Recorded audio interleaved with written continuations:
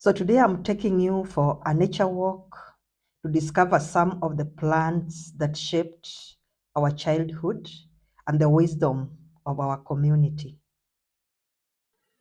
As we identify each plant, we also preserve the stories and traditional knowledge associated with it.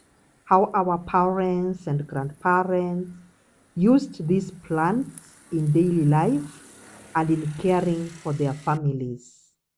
By documenting these memories, we honor our heritage and pass valuable cultural knowledge to future generations. Join me as we learn to recognize these plants, appreciate their place in our history, and celebrate the rich connection between nature and community. So, this was one of them, the Sodom apple, which was very, very important when we were growing up. Our parents used the Sodom apple juice to treat the fresh umbilical cord of the young ones. We would be sent for the Sodom apple when our parents had young ones before the umbilical cord healed, and then they would take the juice and squeeze it in the umbilical cord to fasten healing. And the leaves were used to help in fastening the ripening of bananas and avocados. Then we have the Mexican marigold. We called it anyach in my mother tongue.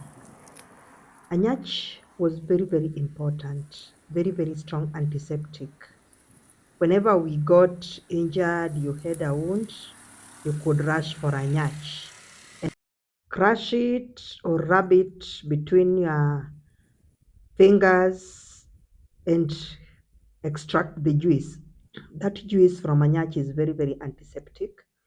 Once you extract it and you rub it in a fresh wound, it helps in clotting and healing. Then there is this other one, we called it Ogundu. Ogundu was used to massage newborn.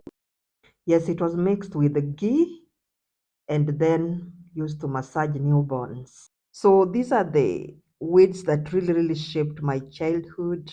I hope you have enjoyed seeing how we enjoyed our childhood, how we use these weeds and these plants. They are still very, very useful and can be used.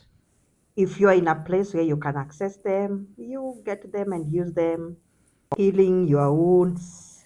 And for massaging the body like Ugundu, only make sure you follow the safety measures because some of them can be itchy. Some of them, when their juices enter your eyes or you interact with their juices, like the Sodom apple, that they can be very, very poisonous. So just take precaution like we take even with the over-the-counter drugs and have a healthy and a beautiful botanical day. Thank you so much for learning with Lehasis TV. We will continue documenting some of the weeds that continue to shape our life. We will also continue to document some of the childhood memories we had with some of these weeds, like this grass. We called it lumbdede, and we used it to make grasshoppers' house. Lumbdede is grasshopper's grass.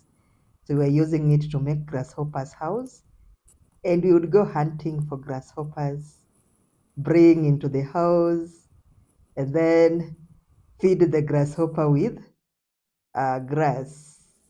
Thank you once again for being part of this botanical journey and being part of this nature work.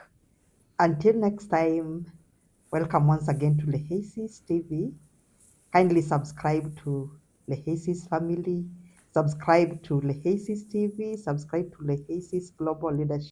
Also, don't forget to subscribe to this hosting channel, Addis Rabi Unfiltered.